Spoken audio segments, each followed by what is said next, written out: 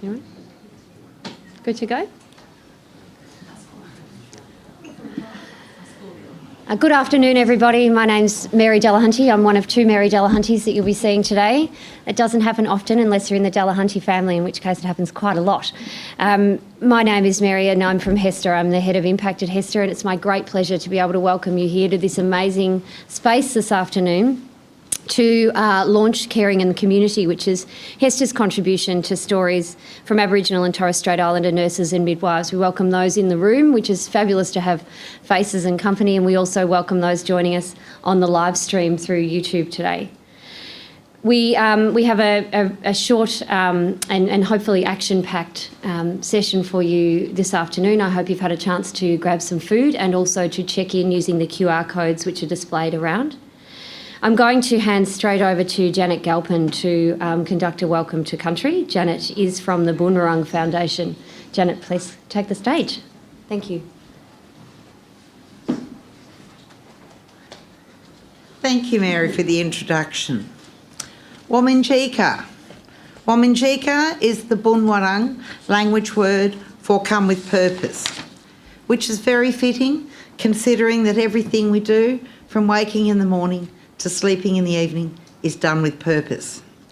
And your purpose today is to be here for the Hester book launch with stories from Aboriginal nurses and midwives, which will be fantastic.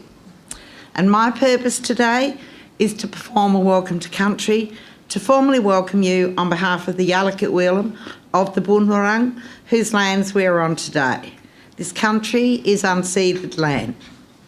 I am a direct descendant from our First Peoples and cousin to Narwheat, Dr. Carolyn Briggs AM, the elder of the Boonwurrung and the Yalukit clan, and I am here today representing her. I also wish to acknowledge my Irish and English ancestors. And to our ancestors, we pay our respect, not just today, but always, to all of our ancestors, those people who came before us. The Boonwurrung are the custodians of the lands that extend from the Wilson's Promontory all the way around to the Werribee River, encompassing both of our beautiful bays, Western Port and Port Phillip. We're especially pleased to recognise the commitment that you've made here today in paying respect to the spirit of this land and to its First Peoples. Through this, you have shown the willingness to honour sacred ground. We are spiritually and culturally connected to this country by the thousands of generations of our ancestors. This country is in our DNA, and that is why connection to country is so important to our First Peoples.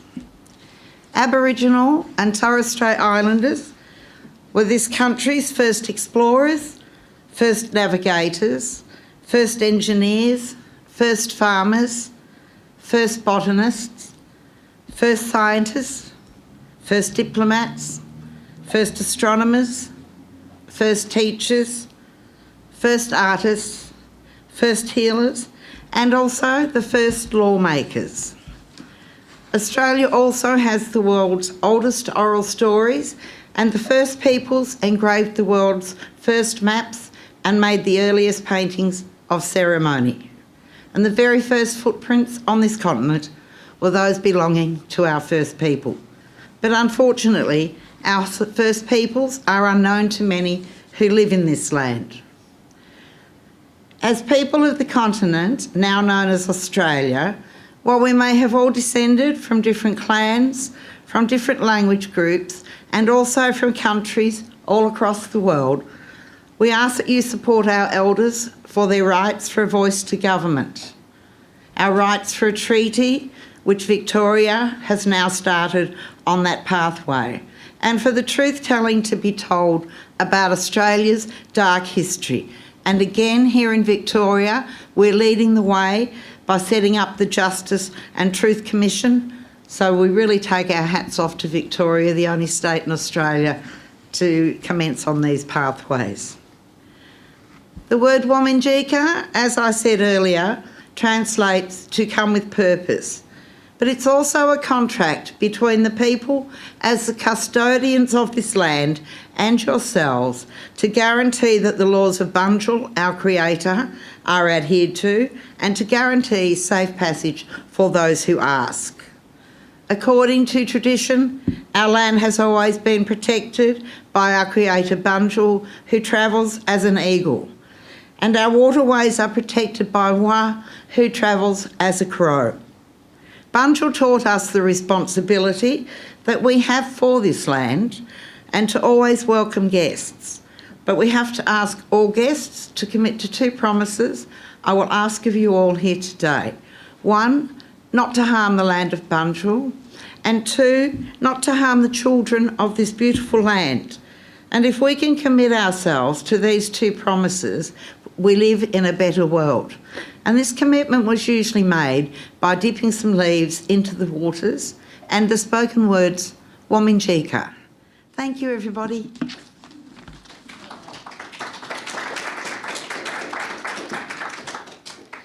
Thank you, Janet, for that warm welcome to country, and we certainly, on behalf of HESTA, acknowledge the ongoing ownership of the Boonwurrung people and the peoples of the Kulin Nation to this land that was never ceded. We pay our respects to elders past, present and emerging. Caring and community is a piece of work that contributes to HESTA's reconciliation efforts. As we understand that being a responsible business in Australia, we have an obligation to advance the aims of reconciliation, and to tell you more about that, I'm delighted to introduce our CEO, Debbie Blakey. As the CEO of our $62 billion industry fund, Debbie leads an organisation passionate about making a difference to every member's financial future while having a positive impact. HESTA is a pioneer in investing with impact, becoming the first major superannuation fund to announce a total portfolio net zero by 2050 emissions target. A prominent voice for gender equality, Debbie's advocacy highlights that when women do better, everyone benefits. Debbie holds directorships at Industry Super Australia, the Australian Council of Superannuation Investors, the Association of Superannuation Funds of Australia Limited, and Debbie is a Wujia Pay Equity Ambassador. Please join me in welcoming her.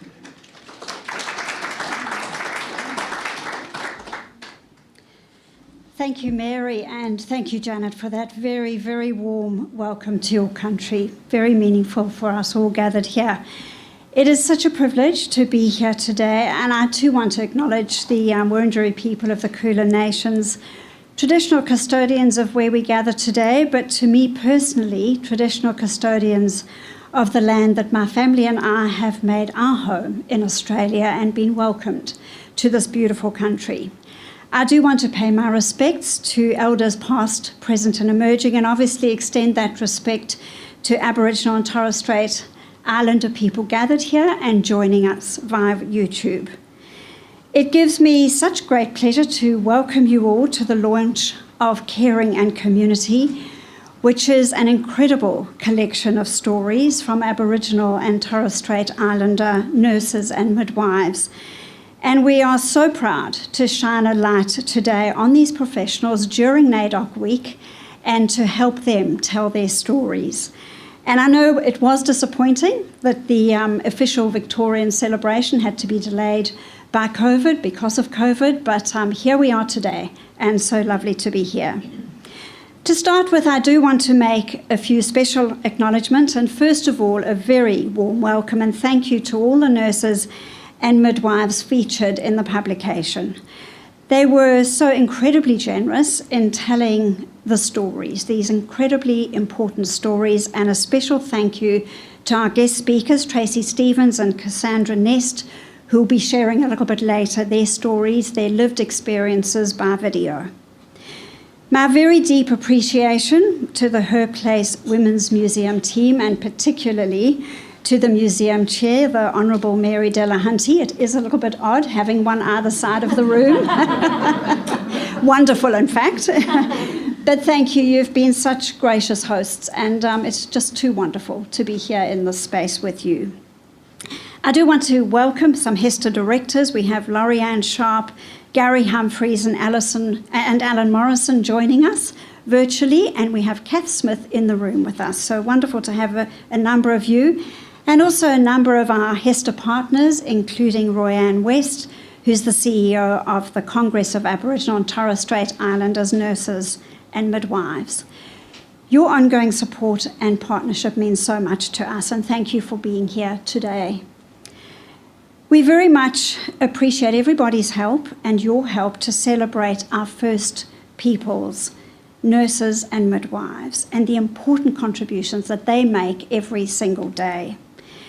Mary mentioned HESTA is the National Industry Super Fund, absolutely dedicated to health and community services. We have more than 880,000 members, and of course many of them work as nurses and midwives, doing incredible selfless work to care for Australians in need.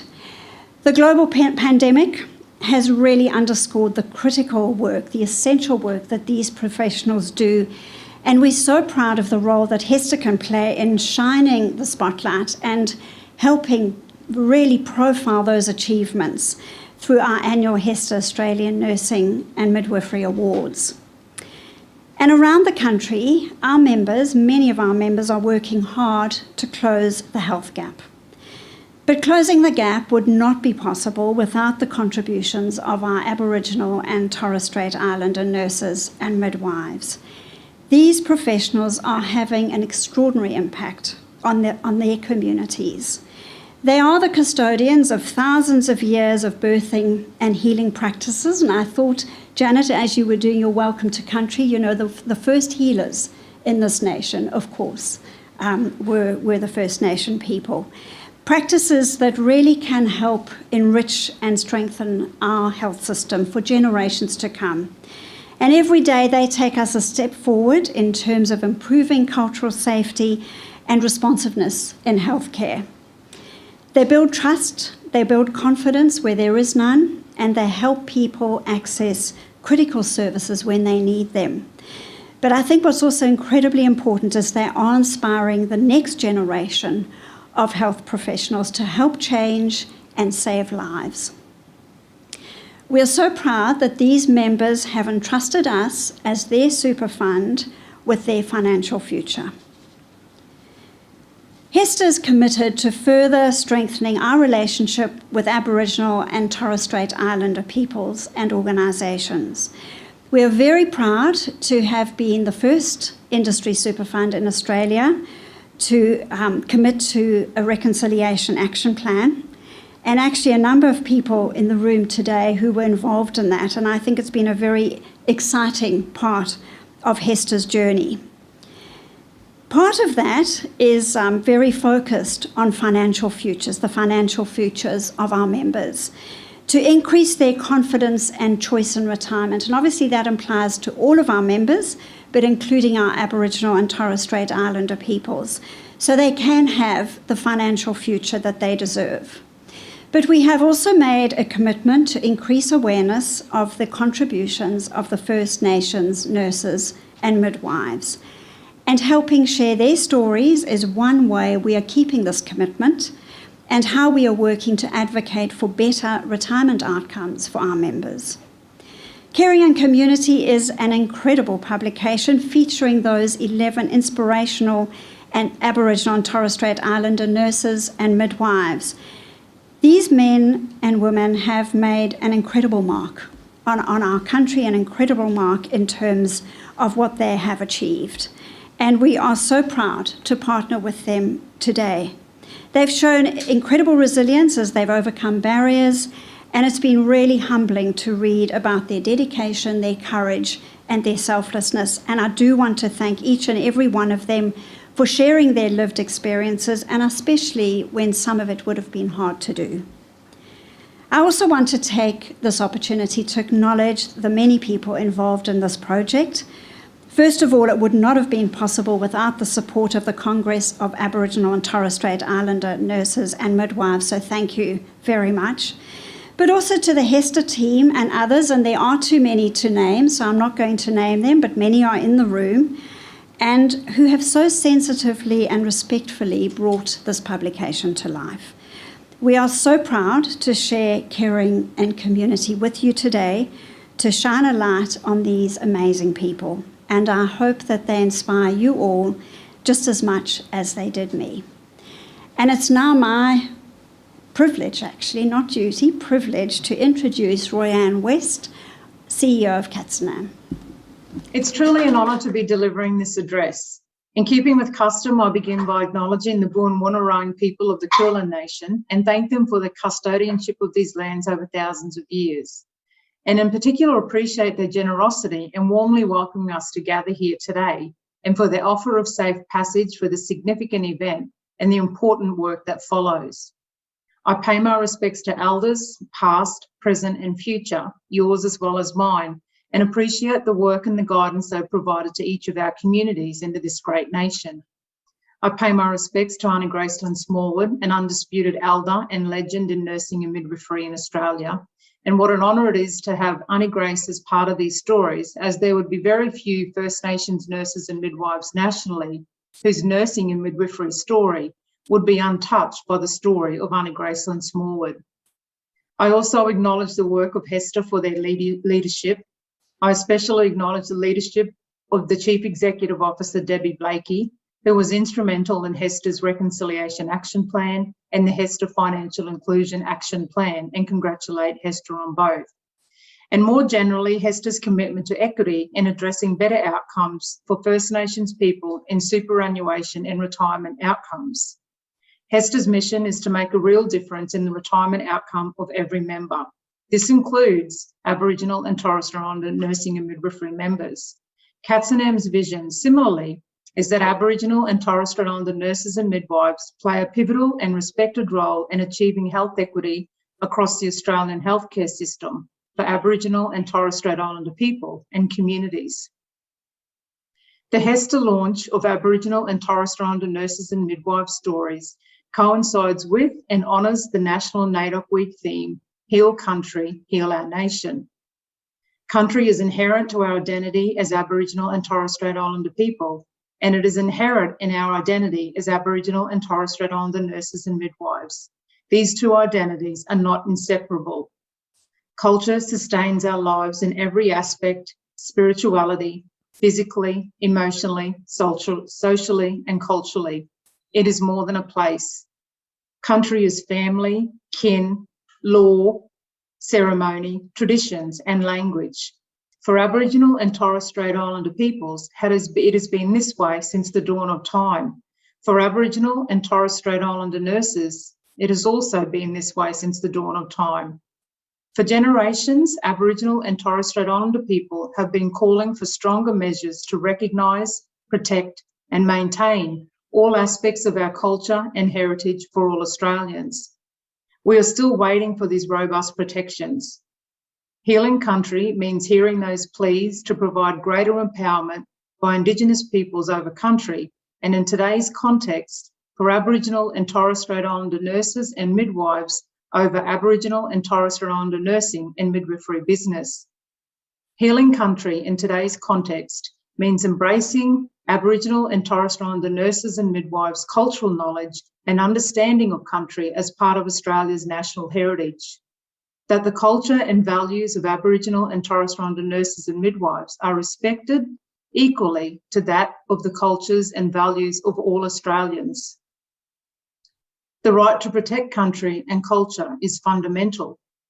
For generations, our elders, like Aunty Grace, and communities have advocated, marched, fought for substantial institutional, structural, and collaborative reform. We are not exempt from this fight within nursing and midwifery.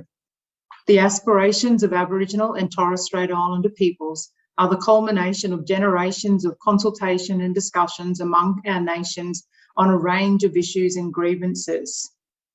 The consultations and discussions in the nursing and midwifery context commenced in 1997 on Gadigal country when Katsanam was first established. Healing country means finally resolving many of the outstanding injustices which impact on the lives of our people. It must be a fair and equitable resolution and aligns with the vision for both HESTA and Katsanam. My next point is about the need to reframe First Peoples nursing and midwifery from a deficit to a strength perspective towards reforming the way First Peoples nurses and midwives do business. And the launch of these stories today is a step in that direction. Nationally, we have approximately 4,500 First Nations nurses and midwives. Nationally, we have approximately 2,500 First Nations people studying nursing and midwifery in the country. At the end of last year, nationally, we celebrated approximately 250 nursing and midwifery graduates. At the commencement of this year, we celebrated the commencement of approximately 750 nursing and midwifery students in universities. This is the proportion of people that are potentially impacted on by superannuation and retirement outcomes. Today, you will hear from intelligent, determined women and men who stand tall as successful people in nursing and midwifery, proud of their heritage, anchored in their culture. We can learn as much from these successes as we can from our failures. Like the deadly nurses and midwives sharing their stories today, I ask that we share these stories. Again, their callings and achievements as diverse, as magnificent, as inspiring as those of all Australians. Let us tell the stories of Indigenous nursing and midwifery achievement and hard work, because those stories are the true markers of our progress. Those are the stories that inspire and encourage, and the stories that make a difference. Whilst we must accelerate progress towards increasing the number of First Nations nurses and midwives in this country, we must also tell the stories of our Indigenous nurses and midwives, not of despondency and deficit, but of strength, resilience, determination and tenacity, like you will hear today. That being an Aboriginal and Torres Strait Islander nurse or midwife means to succeed, to achieve, to have big dreams and high hopes, and to draw strength from your identity as an Aboriginal and or Torres Strait Islander nurse and or midwife in this country. They will inspire you and encourage you to make a difference. Thank you. Heal country, heal our nation.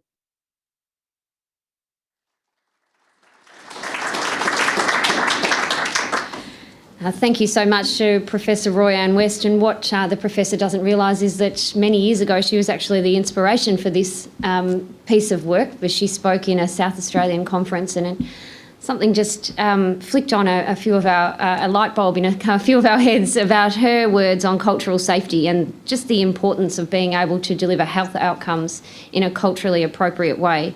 And so I think we've told her since, but it is amazing to have her here as we launch the story.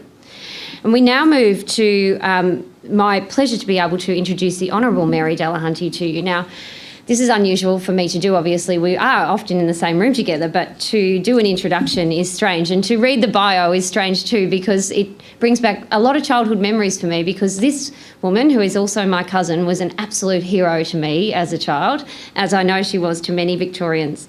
Mary Delahunty has a strong and respected voice in public affairs, in media and the women's movement. An accomplished speaker, her storied career success has been built on the mantra, "You don't get what you deserve, you get what you negotiate."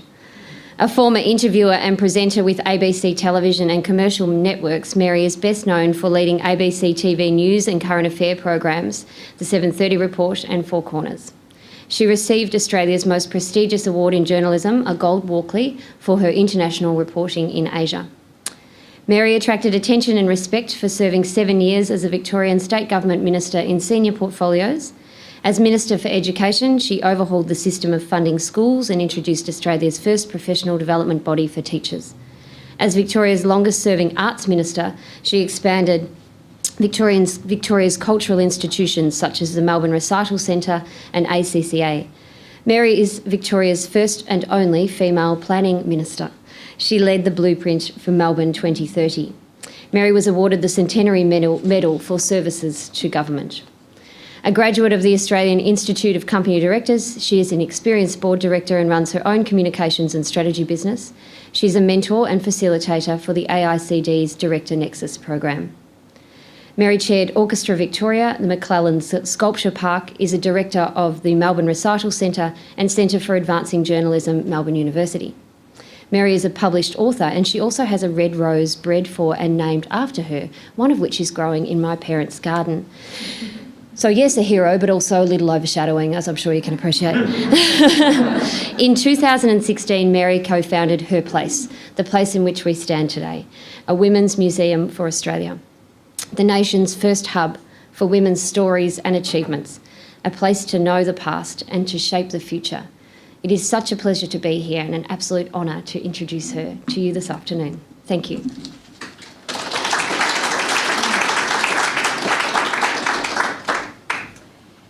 Mary, thank you very much. That's a very long, generous introduction. My speech will be much shorter, I can tell you. It is a pleasure to welcome you all here, so let me acknowledge Janet Galpin from the Boon Wurrung. It was a wonderful welcome to country.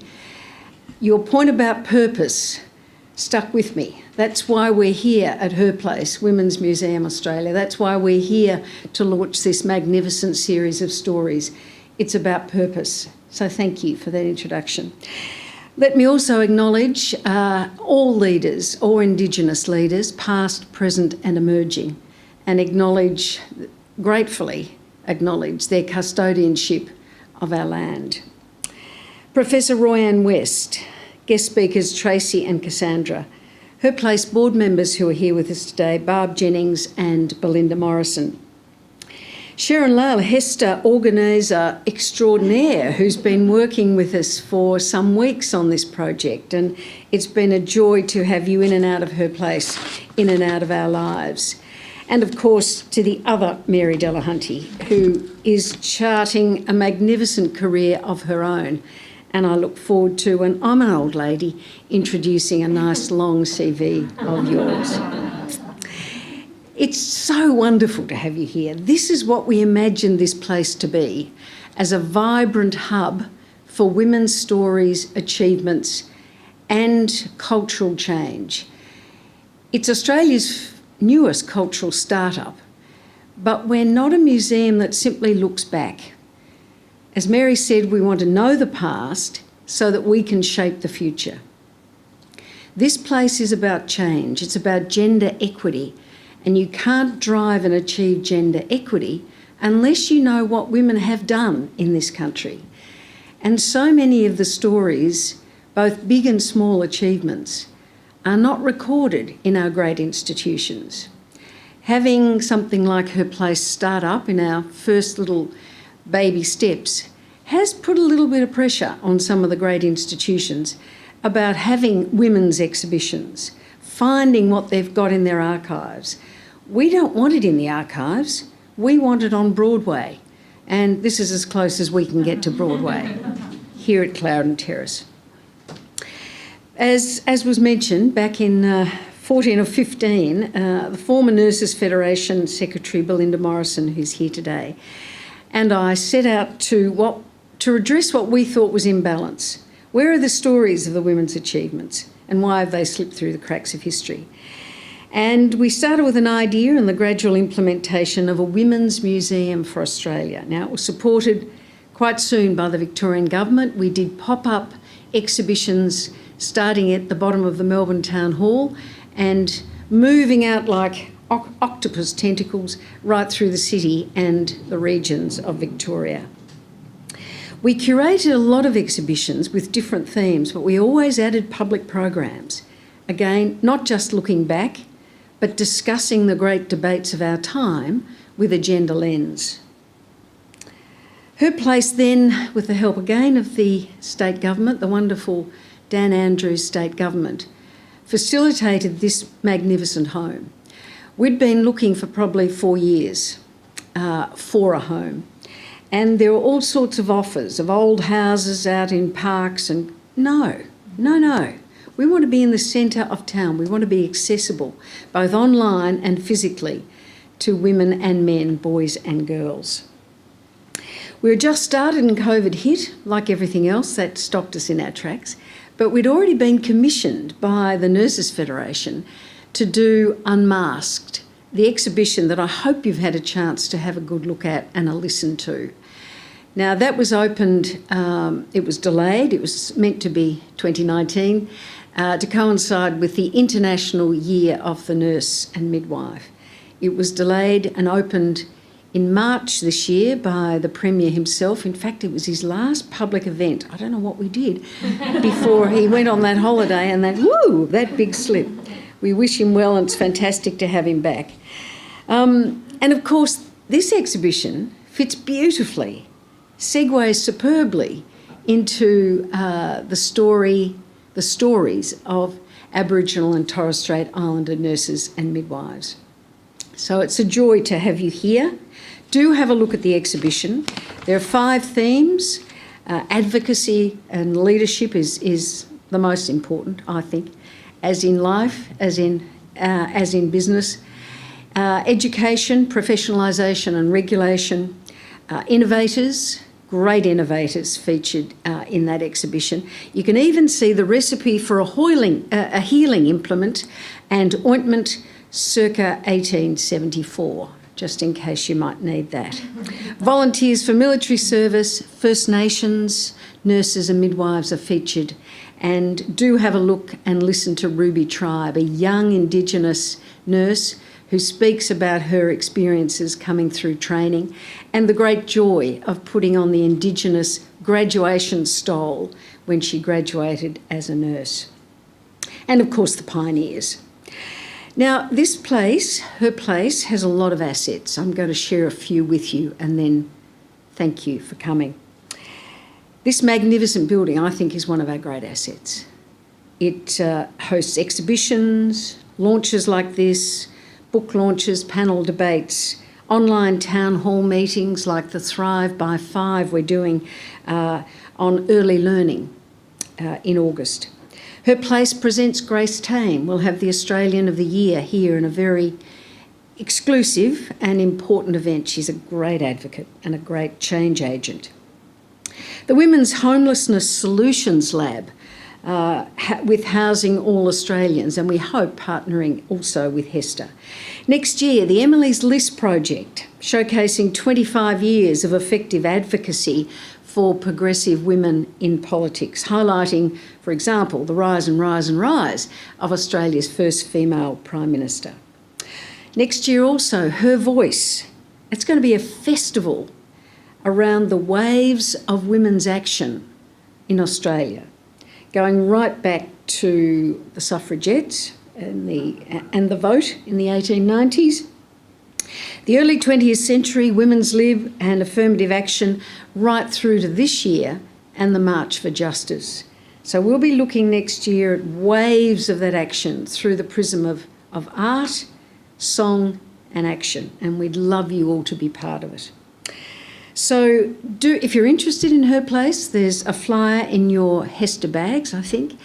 If you'd like to talk to any of our directors and supporters here today, we'd be delighted to have you on as a supporter, a volunteer, or just someone who's interested in gender change.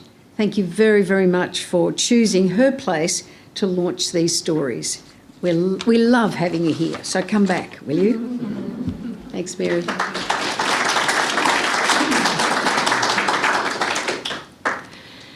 Thank you so much. It is an incredible exhibition. Now we will hear from one of our storytellers, and we have 2 today, but obviously there are more featured in Caring and Community, and so we encourage you to read through their stories and many others. The first is Tracy Stevens. Tracy is an Aboriginal midwife coordinator for Monash Health and is presenting her story via the amazing technology. She's looking around. Yes, great. I'd like to thank HESTA for welcoming me and giving me the opportunity to tell my story. Alongside my peers of nurses and midwives who each make a contribution to their communities in which they work and live. Telling my story is important to me as I don't believe history has been taught well enough in this country. I believe a lot of the racism I have experienced in the workplace and in life in general has come from a place of ignorance. As a proud Kurnai woman, I want to educate people about Aboriginal culture and to advocate for the women I work with so they have a better experience navigating the healthcare system. My midwifery journey began once my children were back at school and I returned to study. I was working as a Best Start facilitator and as part of an antenatal program, I was lucky enough to go into a birth. As I sat there watching that birth, I had an epiphany and I was inspired to become a midwife. Fast forward to over a decade later, and now I work across 3 sites at Monash Health as the Aboriginal Midwife Coordinator. My primary role is to support the Aboriginal cohort that come to Monash Health. One thing I have tried to improve since I started here is patient identification. When I first came to this role, there were only 30 women who identified as Aboriginal. They felt unsure and wary, so I have done a lot of work to change that. Now we see 120 births across the 3 sites at Monash Health. My approach to my work is to just be there for my women, to go above and beyond for them. I support people to have a happy and healthy birthing experience, but also support them culturally. A lot of the people that come here have only just found out about their Aboriginality. So I work with them to feel connected to their culture in a way that they feel comfortable. I want to use my position to ensure that funding is equally distributed across mainstream metro hospitals, as well as Aboriginal community-controlled organisations. I also want the families I work closely with to know they are supported. Aboriginal and Torres Strait Islander women in my community are often vulnerable and experience many barriers when trying to access healthcare. Whether it's an Aboriginal organisation or a mainstream hospital, they should be able to choose how and where they get the best care from. My long-term goal is to have an Aboriginal clinic running across the 3 hospital sites and really embed the First 1,000 Days program. This program enhances working with Aboriginal families from preconception right up till they go to school, and then bringing future elders back into our community. Community is everything to me, so watching these women flourish in community and bringing future elders into the world is important. I am passionate about helping women. My job is very rewarding, and it makes me very proud to be an Aboriginal midwife that works within community.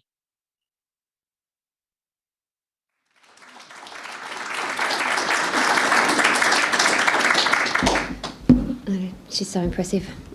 Cassandra Nest is our next storyteller. Cassandra is a clinical midwife consultant for the Gold Coast University Hospital and midwifery coordinator for Deadly Families, which is run through Katzenham. Thanks, Cassandra. Yumagalanga Gadji. Hi, my name is Cassie. In keeping with cultural protocol, I'd like to begin by acknowledging the traditional custodians of the land which we gather today across Australia to celebrate the launch of HESTA's Caring in Community, Stories from Aboriginal and Torres Strait Islander Nurses and Midwives. Dawura Nananuram Bangu Ganangu Yugumbe Bunwarang Kulin Nation. Nanawalwari Dawura Nananuram Bangya.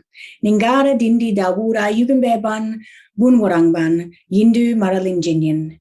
Marabiji Molangari Jinjala Naraganawali Yiri Yarabinjala Nali Yawang Nali Yadang.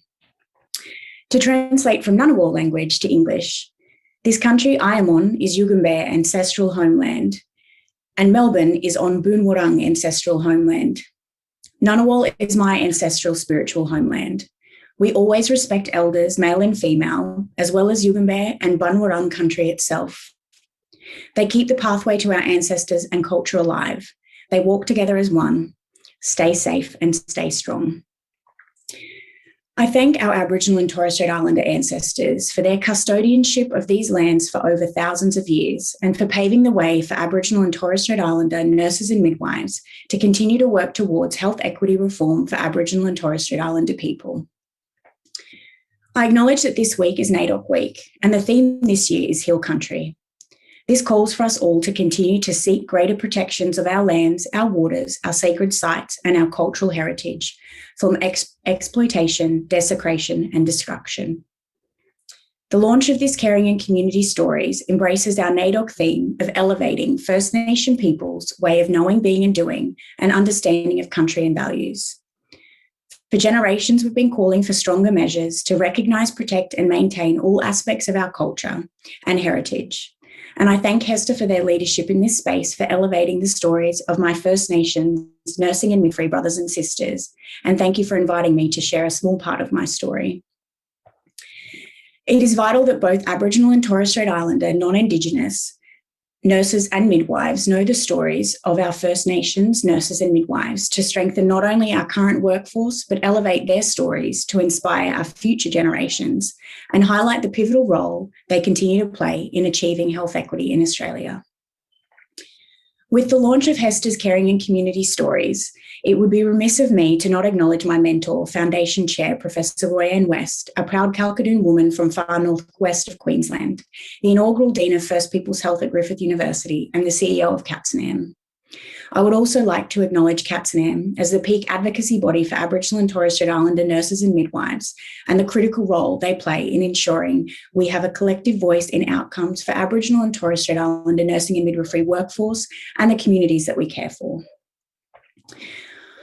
I'm the granddaughter of a nurse and a long line of healers and traditional birth attendants. I'm a Ngunnawal woman with connections to the Fish River people of Pajong, whose land encompasses what is now known as Yass.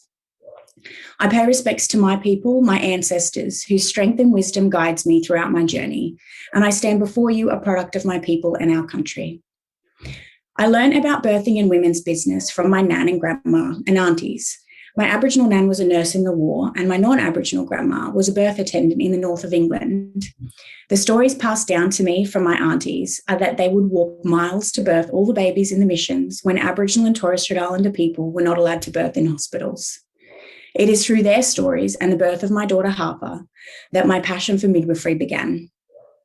I attribute my success to many things, and one of those is my strong identity as a midwife and Aboriginal woman. These learnings have led me to education and employment opportunities that were beyond any of my family's experiences and even my own. My passion comes from wanting to challenge the deficit discourse surrounding Aboriginal and Torres Strait Islander people, community, and health. During my study, I learned that I'm a risk factor for poorer maternal and infant outcomes. Prior to coming into healthcare, I didn't see myself as a risk factor. I saw my culture as strong and resilient, the descendants of a culture that's 60,000 years old, that survived colonisation and numerous government policies aimed at our eradication. This is my definition of strength. So being labelled as a risk factor is in stark contrast to what I know about myself and my culture. The healthcare system emphasises Aboriginal and Torres Strait Islander people's incapacity, and our identity is very often framed in a narrative of negativity, which causes further disempowerment, and that needs to change. The only way that this is going to change is with having more mob having a voice in healthcare services and more mob as midwives and nurses, and by graduating students who are advocates for human rights and social justice. I hope that this series inspires our future nurses and midwives.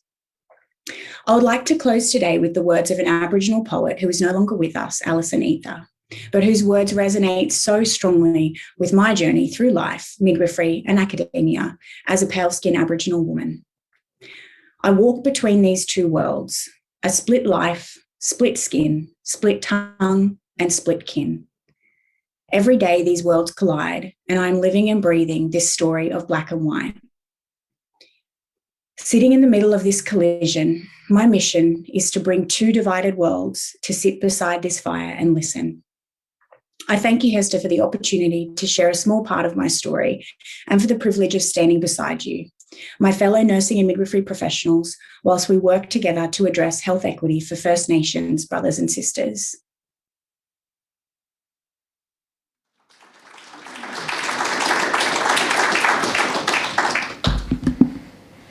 Thank you to Cassandra, to Tracy, to all the speakers, to Janet, Professor Royanne West, to Mary and to Debbie. It's a great pleasure for me to close the event today, to welcome you to wander around the Unmasked exhibition, to make sure that you've had some food, but also to encourage you to live this Heal Country theme of Naidoc in your hearts. Hester is certainly every day in every way recommitting to our journey of reconciliation and what our organisation can do to advance the aims in this country, and we encourage everyone to do the same. We hope this collection of stories plays a small role in that journey. Thank you so much for everyone for being here today, and thank you to Sharon, who will no doubt be hiding because she doesn't like to be thanked publicly, for putting this all together, and to my Hester colleagues and everyone who has had a part in this. Please enjoy your afternoon. Thank you very much.